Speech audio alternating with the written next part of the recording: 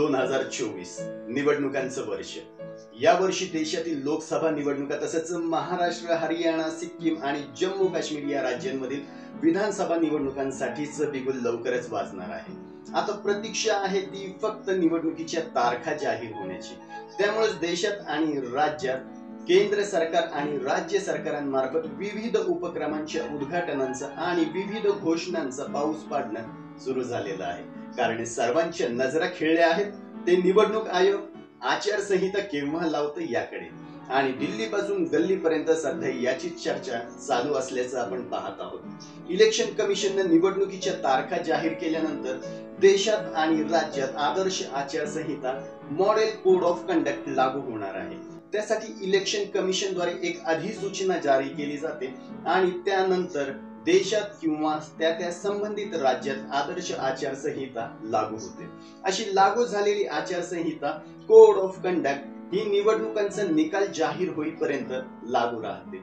आचारसंहिता या शब्दाचं अप्रूप सर्वांच्या तोंडी तर असतं, परंतु अनेक सामान्य नागरिकांना आणि मतदारांना आदर्श आचारसंहिता म्हणजे काय हेच मुळात माहीत नसतं। त्यामुळे आजच्या या विशेष भागात आपण आचारसंहिता, कोड ऑफ कंडक्ट म्हणजे काय, त्याची अंमलबजावणी कोण करतं, त्याचे नियम आणि कायदे काय आहेत, आदर्श आचारसंहितेची अंमलबजावणी करण्याचा उद्देश काय, हे जाणून घेणार आहोत आणि समजून घेणार आहोत। नमस्कार, लिसन अँड लर्न लॉ या युट्यूब चॅनलच्या आजच्या आचारसंहिता द कोड ऑफ कंडक्ट या विशेष एपिसोड मध्ये आपल्या सर्वांचं पुनश्च एकदा सहर्ष स्वागत। चला तर सर्वप्रथम जाणून घेऊयात आदर्श आचारसंहिता म्हणजे काय। निवडणुका म्हटल्या की एक प्रकारचा महासंग्राम। निवडणुकांच्या या महासंग्रामात निवडणूक लढवणारा प्रत्येक उमेदवार जनतेपर्यंत पोहोचण्यासाठी आणि त्याच्या बाजूने वातावरण निर्मिती करण्यासाठी सर्व प्रकारचे हातखंडे, डावपेच अवलंबत असल्याचं आपण पाहतो। अशा परिस्थितीमध्ये निवडणुकीच्या रिंगणात उतरलेल्या प्रत्येक उमेदवाराला आपली धोरणं आणि कार्यक्रम मांडण्यासाठी समान संधी मिळणं हे मोठं आव्हान आहे। या कामी आदर्श आचारसंहिता म्हणजेच कोड ऑफ कंडक्ट निवडणुकीच्या रिंगणात उतरलेल्या प्रत्येक उमेदवाराला समान संधी मिळण्याकामी काही अंशी मदत करतं। वास्तविक ही निवडणुकांसंदर्भातील मार्गदर्शक तत्व आहेत, ज्यांचं पालन सर्व राजकीय पक्षांनी आणि निवडणुका लढवणाऱ्या उमेदवारांनी केलं पाहिजे। निवडणूक प्रचार निष्पक्ष आणि स्वच्छपणे पार पाडणं, सत्ताधारी राजकीय पक्षांना गैरफायदा घेण्यापासून रोखणं, तसंच सरकारी यंत्रणांचा होणारा गैरवापर रोखणं हा या मार्गदर्शक तत्वांचा म्हणजेच आदर्श आचारसंहितेचा उद्देश आहे। अशा या आदर्श आचारसंहितेला राजकीय पक्ष आणि निवडणूक लढविणारे उमेदवारांसाठी आचरण आणि शिस्तीचं पॅरामीटर म्हणजेच मापदंडक मानलं जातं। आता पाहूयात आदर्श आचारसंहिता कोणत्या कायद्यानुसार बनली आहे। इथे सर्वात महत्वाची बाब म्हणजे आदर्श आचारसंहिता म्हणजेच कोड ऑफ कंडक्ट ही कोणत्याही कायद्यानुसार बनवण्यात आलेली नाही। आदर्श आचारसंहिता सर्व राजकीय पक्षांच्या संमतीने तयार करण्यात आलेली असून ती सतत विकसित होत राहणारी एक प्रक्रिया आहे।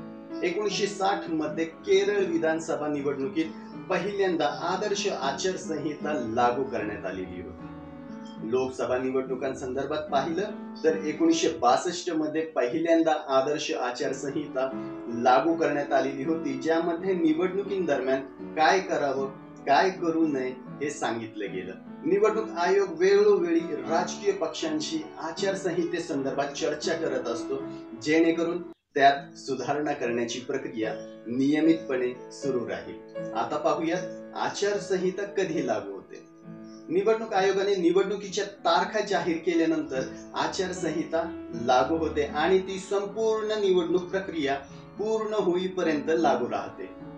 मग पुढे प्रश्न असा येतो की ज्या विविध निवडणुका होतात त्यामध्ये कोणकोणत्या भागात आचारसंहिता लागू केली जाते। लोकसभा निवडणुकांचा विचार केला तर देशातील लोकसभा निवडणुकींच्या वेळी संपूर्ण देशात निवडणूक आयोग आचारसंहिता लागू करते आणि वेगवेगळ्या राज्यांच्या निवडणुकांसंदर्भात पाहिलं तर वेगवेगळ्या राज्यांच्या विधानसभा निवडणुकींच्या वेळी त्या राज्यांच्या हद्दीत आचारसंहिता लागू होते, पाळली जाते। एखादी जर पोटनिवडणूक असेल तर त्या पोटनिवडणुकीच्या वेळी किंवा इतर निवडणुकांच्या वेळी आचारसंहितेचं पालन फक्त त्या संबंधित मतदारसंघात म्हणजेच निवडणूक क्षेत्रात करावं लागतं. आता आपण पाहूया की आदर्श आचारसंहितेची गरज का होती. एक काळ असा होता की निवडणुकीच्या काळात भिंती उमेदवारांच्या प्रचाराच्या पोस्टरने भरलेल्या असायच्या. लाऊडस्पीकरचा कर्णकर्कश आवाज काही केल्या थांबताना दिसत नव्हता. धनशक्तीच्या जोरावर निवडणुका जिंकण्यासाठी प्रबळ उमेदवार काहीही करायला तयार होते. निवडणूक जिंकण्यासाठी साम दाम दंड भेद अशी कोणतीही नीती उघडपणे वापरली जात होती. बूथ कॅप्चरिंग करणं, मतपेट्यांची लूट करणं यासारख्या घटना सर्रास घडत होत्या. दारू आणि पैसे वाटण्याचा खेळ देखील खुलेआमपणाने सुरू होता. अशा परिस्थितीमध्ये आचारसंहिता हा रामबाण उपाय नसला तरी तो आशेचा किरण म्हणून नक्कीच उदयास आला आहे. आता कुठेही निवडणुका जाहीर झाल्या की आदर्श आचारसंहिता लागू होते आणि या निवडणुका पारदर्शीपणे निर्विघ्नपणे पार पाडणं हा त्या मागचा सर्वात मोठा उद्देश आहे. तुम्हाला माहीतच असेल की राज्य सरकार आणि केंद्र सरकार आचारसंहितेच्या काळात राज्यांच्या संबंधात कोणतीही नवीन योजना, घोषणा किंवा प्रकल्प जाहीर करू शकत नाही. आता आपण हे देखील पाहूयात की आदर्श आचारसंहितेची वैशिष्ट्ये काय आहेत. निवडणुकांमध्ये जाहीर सभा, कोपरा सभा, मिरवणुका, रॅली, भाषण, घोषणाबाजी, पोस्टर आदींचा वापर निवडणुकीतील उमेदवारांना मतदारांपर्यंत पोहोचवण्यासाठी केला जातो. हे पाहता आचारसंहितेनुसार काय करावं आणि काय करू नये याची भली मोठी यादीच आहे.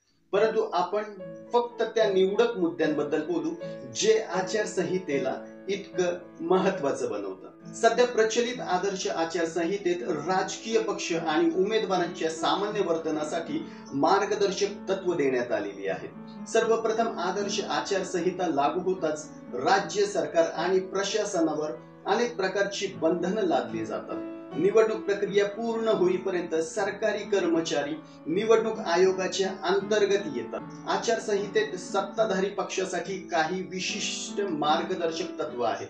यामध्ये शासकीय यंत्रणा आणि सुविधांचा निवडणुकीसाठी वापर करण्यास मनाई करण्यात आलेली असून मंत्री किंवा अन्य अधिकाऱ्यांना अनुदान, नवीन योजना जाहीर करण्यास मनाई करण्यात आलेली आहे.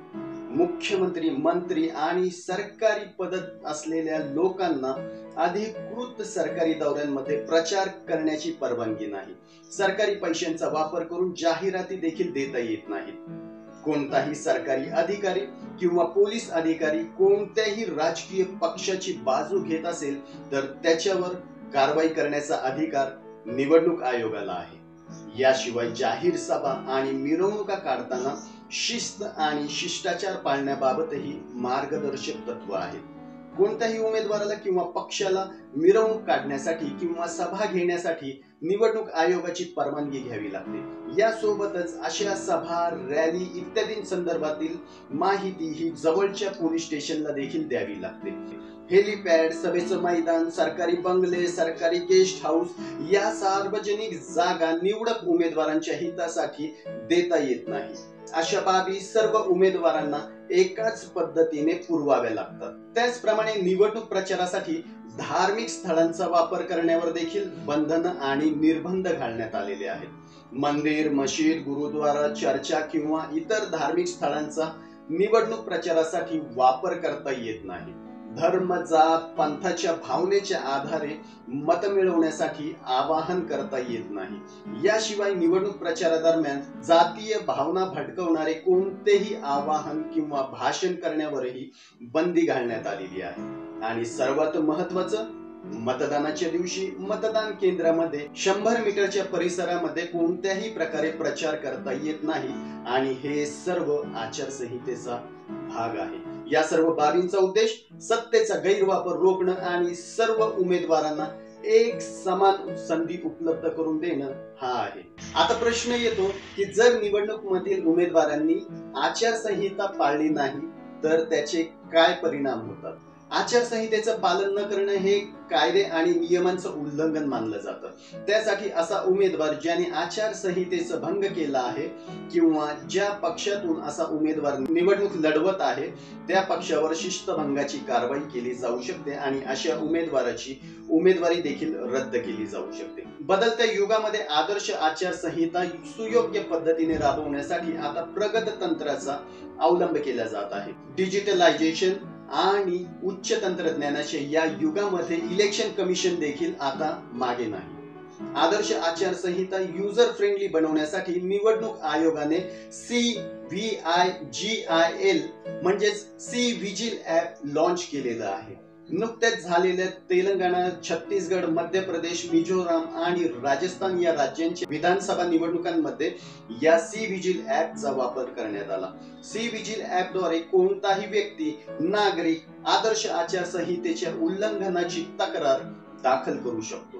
यासाठी आचारसंहितेच्या उल्लंघनाचा फोटो किंवा जास्तीत जास्त 2 मिनिटांचा व्हिडिओ रेकॉर्ड करून या ऍपवर अपलोड करावा लागतो, ज्याद्वारे आचारसंहितेसंदर्भात कुठे कुठे उल्लंघन झालं आहे याची माहिती GPS द्वारे संबंधित निवडणूक अधिकाऱ्यांना आपोआप पोहोचते।